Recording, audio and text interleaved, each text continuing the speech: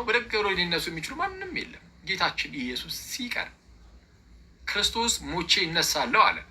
ዮሐንስ ወንጌል ለምሳሌ ምዕራፍ 2 ቁጥር 17 ላይ ከቁጥር 17 19 እና ከዚህ ጀምሮ ይህን ቤተ መቅደስ አፍርሱት በሶስተኛውም ቀን አነሳዋለሁ አለ። ይህን ቤተ መቅደስ አፍርሱት ሲል አይሁዳውያን ይህ ቤተ መቅደስ ከ47 ዓመት ጀምሮ ይሰራ ነበረ፣ አንተ በሶስት ቀን ታነሳዋለህ ነው አሉ። 46 ለ47 ዓመት ሙሉ ፈጅቶ የተሰራውን ቤተ መቅደስ አንተ ማን ስለሆንክ ነው በሶስት ቀን የምታነሳው ነው? እነሱ የመሰላቸው ህንፃውን ቤተ መቅደስ ነው። ከታች ዝቅ አለና ዮሐንስ ምን አለ? እርሱ ግን ስለ ሰውነቱ ወይም ስለ ስጋው ቤተ መቅደስ ይል ነበረ አለ። ስለ ሰውነቱ ቤተ መቅደስ ይናገር ነበረ እና ጌታችን ምን አለ? ስለ ስጋው ቤተ መቅደስ ሲናገር ይህን ቤተ መቅደስ አፍርሱት፣ ሚኒንግ ይኸው ግደሉት፣ ግደሉኝ፣ እስቲ ልሙት፣ በሶስተኛውን ቀን አነሳዋለሁ። ስለዚህ በሶስተኛ ቀን ደግሞ አነሳዋለሁ አለ። አንዳንድ ክፍሎች ላይ አብ አስነሳው፣ የእግዚአብሔር መንፈስ አስነሳው የሚል ሲሉም አሉ። ስለዛ ማስነሳት ላይ የወልድ ብቻ ስራ አይደለም፣ በወልድ ስራ ውስጥ አብም መንፈስ ቅዱስም አሉ። ስለዛ የአብ የወልድ የመንፈስ ቅዱስ ስራ ነው የክርስቶስ መነሳቱ። ልክ የወልድ መምጣት የወልድ ብቻ ፈቃድ ሳይሆን የአብም የመንፈስ ቅዱስም ጭምር ፈቃድ እንደሆነ ሁሉ የክርስቶስ ሞቶ መነሳትም የአብም የወልድም የመንፈስ ቅዱስም ፈቃድ ነው። የአብ የወልድ መንፈስ ቅዱስ ስራ ነው ትንሣኤው። ስለዛ ክርስቶስ ሞቼ እነሳለሁ አለ፣ ቃሉን አከበረ። ሞቼ እነሳለሁ ብሎ ቃሉን አከበረ። ታዲያ አሁን አንተን መጡ እንደዚህ አይነት አካል ኢማጅን እሞታለሁ ግን በሶስተኛው ቀን እነሳለሁ ብሎ ማለት ነው። ሞቶ ከዛ በሶስተኛው ቀን ከተነሳ ያን ሁሉ ተአምር አድርጎ ያውም ማለት ነው።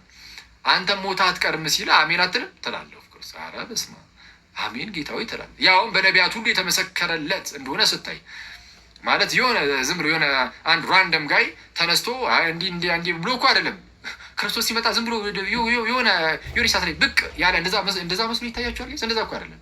በነቢያት ሁሉ ሲመሰከርለት ኖሮ ነቢያቱ ሁሉ ጠብቀው ተስፋ አድርገውለት ነቢያት የተናገሩለት እርሱን መሲሁን እኮ ነው ያገኙት ሐዋርያቱ። እና መሲህ እርሱ ኢየሱስ ክርስቶስ በነቢያቱ የተነገረለት ነው እና በነቢያት የተነገረለት ተገኘ፣ ተገለጠ። እርሱ ተገልጦም ደግሞ ሞቼ እነሳለሁ እናንተም ሞታችሁ አትቀሩም ካለ አሜን ብለህ ትቀበላለህ። በእርሱ በኩል የተላለፈው ትምህርትን አስተምሩ ሁሉ ደግሞ ትቀበላለህ።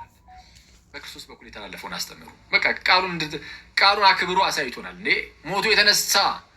ሞቶ የተነሳ አካል ሲናገርና ዝም ብለህ እንደዚሁ አይዟችሁ የሚል ብቻ አንድ ነው እንዲ አይሆንም እኮ። ክርስቶስ አሳይቶናል። አሳይቶን በግልጥ አሳየን እኮ። በስመ አብ እርግጠኞች ነን። አሁን እርግጠኞች ነን እንደምንነሳ፣ በጣም እርግጠኞች። ስለዚህ ለዘላለም እንደማይኖሩ ሰዎች አይደለም የምንኖረው። አየህ አሁን አንተ ተስፋ አትቆርጥም። አሁን ሞተ በዛው የምትቀር ቢሆን አስቧል። ላይፍህን ማለት ምንድን ነው የሚመስለው? ላይፍ ራሱ የተወሰነ ጊዜ ኑሬ ከዛ በኋላ በዛው በቃ ጠፋለሁ የሚል ሀሳብ ጭንቅላት ውስጥ ቢኖር ኖሮ ማለት ነው በጣም አስቸጋሪ ነበር። ማለት ህይወት ራሱ የሆነ ተስፋ ቢስ ይሆናል። ግን ለዘላለም እንደምትኖር ስታስብ ያኔ እርሱ ያበረታል። ለዘላለም እንደምትኖር ስታስብ እርሱ የሚያበረታ ይሆናል።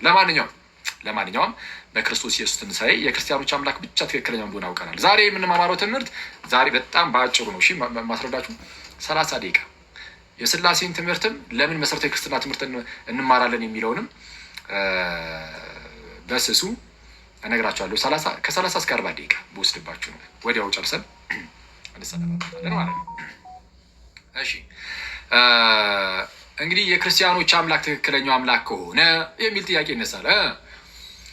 በስመ ክርስትና በጣም በርካታ ሃይማኖቶች አሉ። ከእነሱ ውስጥስ እሺ አሁን እስልምና ትክክል አይደለም አላችሁ። ለምሳሌ ሌሎች ቤተ እምነቶችም ትክክል አይደሉም፣ ትክክለኛው ክርስትና ነው አላችሁ። ግን በክርስትና ስምም እኮ በጣም በርካታ ሃይማኖቶች አሉ።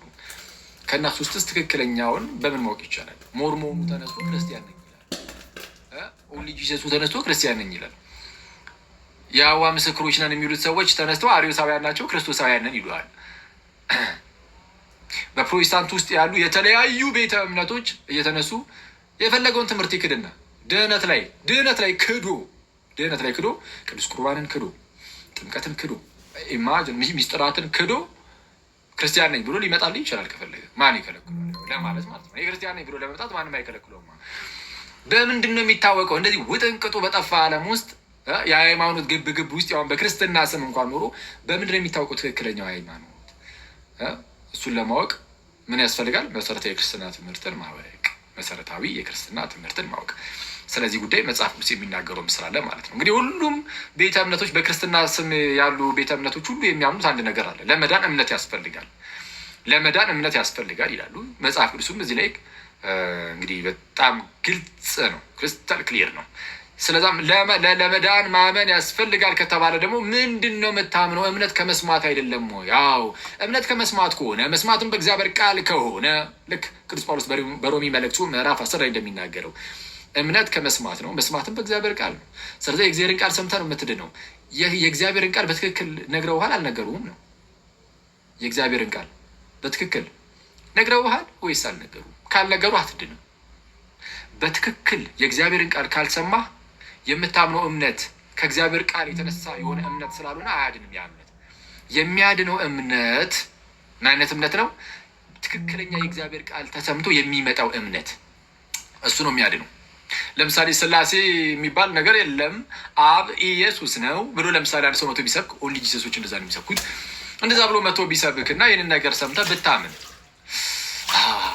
ኢየሱስ ብቻ በቃ አብ ኢየሱስ ነው እና ብለህ ብትይዝ ማለት ነው። ከዛ በኋላ አመንክ ይሄንን። ከዛ በኋላ እኮ ኢየሱስ ሞቶልኛል ተነስቶልኛል ምናምን ኢቨን እነሱ ጥምቀትም ያድናል ይላሉ ምናምን ብለህ አመንክ፣ ግን አትድንም። ለምን? ትክክለኛውን የእግዚአብሔርን ቃል አላገኘህም። ለምሳሌ የስላሴን ትምህርት ክዳል። ለምሳሌ የስላሴን ትምህርት ክዳል። የስላሴን ትምህርት ከካድከው መሰረታዊ የክርስትና ትምህርትን እምቢ ብለሃልና አንተ የአንተ እምነት የተመሰረተው በሐሰተኛ ትምህርት ላይ ስለሆነ የማዳን ኤፊካሲ የማዳን ብቃት የለውም። የሚያድነው እምነት የራሱ የሆነ ክራይቴሪያ አለው። የሚያድነው እምነት በትክክለኛው ትምህርት ላይ ተመሰረተ። በትክክለኛው ትምህርት ላይ ካልተመሰረተ ሊያድን አይችልም። እሱም መጽሐፍ ቅዱስ በጣም በተደጋጋሚ ነው የሚናገሩ። አሳያችሁ የሀገር ጥቅስ መጽሐፍ ቅዱስ ላይ ወደዛ ይሄዳለሁ። ኦኬ እሺ፣ እዛ ላይ ሂጂ የተወሰነ ነገር ላሳያችሁና ከዛ አንዲት ነገራችሁና ከዛ በኋላ ወደ ስላሴ ትምህርት ደግሞ ሄደን በጣም ለጥቂት ደቂቃ አሳያችኋለሁ።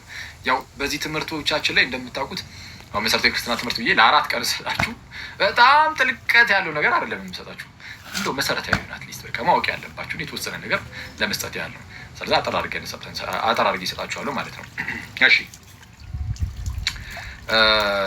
ቀደም እንዳልኳችሁ በጣም በተደጋጋሚ የማነሳላችሁ አንድ የመጽሐፍ ቅዱስ ክፍል አለ አይደል? በዚህ በሮሚ መልእክት ምዕራፍ 10 ላይ ቅዱስ ጳውሎስ የተናገረው ከቁጥር 13 ጀምሮ በአይሁዳዊና በግሪክ ሰው መካከል ልዩነት የለምና አንዱ ጌታ የሁሉ ጌታ ነውና ይላል። በአይሁዳዊና በግሪክ ሰው መካከል ልዩነት የለም ማለት ነው። ማለት ነው በአይሁዳዊ ማለት ህዝበ እስራኤል ማለት ነው። አይሁዳውያን ናቸው። ህዝበ እስራኤል ከጥንት ጀምሮ የእግዚአብሔር ህዝብ ተብለው ይኖሩ ነበረ። እነርሱ የተገረዙ ናቸው። የእግዚአብሔርን ቃል ማደራ ተቀብለዋል። በዚህም የአይሁድ ብልጫ አለው ተብሎ ተነግሮለታል ሮሜ 3 ላይ። ግን ክርስቶስ ኢየሱስ መጣ። ሲመጣ አይሁዳውያንም ራሳቸው ምንም እንኳን የእግዚአብሔር ቃል ቢቀበሉም ህግን ቢቀበሉም በህጉ ግን ፍጹም ሆነው ጻድቅ ሆነው መኖር አልቻሉም። ስለዚህ ሁሌም ኃጢአትን እየሰሩ ይወድቁ ነበር። ኦኬ፣ ኃጢአተኞች ናቸው። ሁሉም ከኃጢአት በታች ነው። አይሁዳውያንም ጭምር ማለት ነው። አሕዛብ ብቻ አይደሉም። አሕዛብ ያልተገረዙ ናቸው። የእግዚአብሔርን ህግ አልተቀበሉም። አዎ በህገ ልብ